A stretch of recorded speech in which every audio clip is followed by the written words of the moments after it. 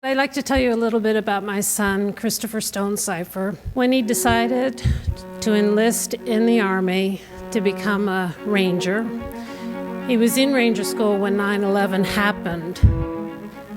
He called and said that he had stepped off into a ditch on night maneuvers and sprained his ankle severely.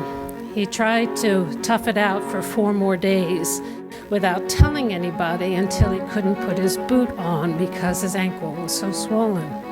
So they sent him back to the Ranger Battalion with a cast on. But when the call went up on October 9th for his battalion to be in the fray, he cut his cast off so that he would be with his buddies and help protect them. I was up watching CNN, and the little scroll that goes across the TV said 2 Rangers killed aboard a helicopter crash. I thought, oh, those poor families. Not knowing that the next day when the man in the green uniform showed up, I was one of those 2 families. My son gave me a different journey in life. I was hoping for grandchildren,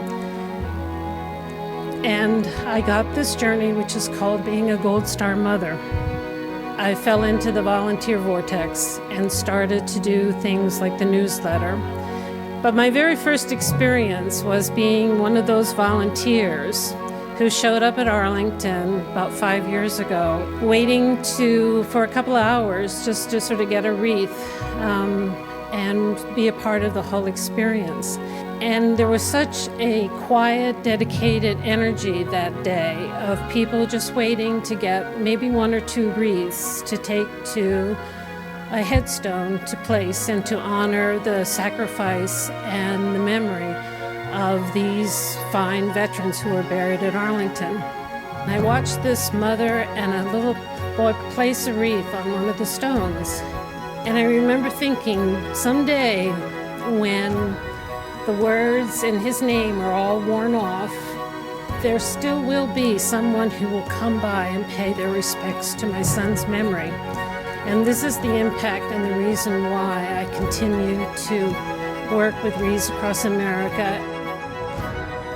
In order to find oneself, you must lose yourself in helping others.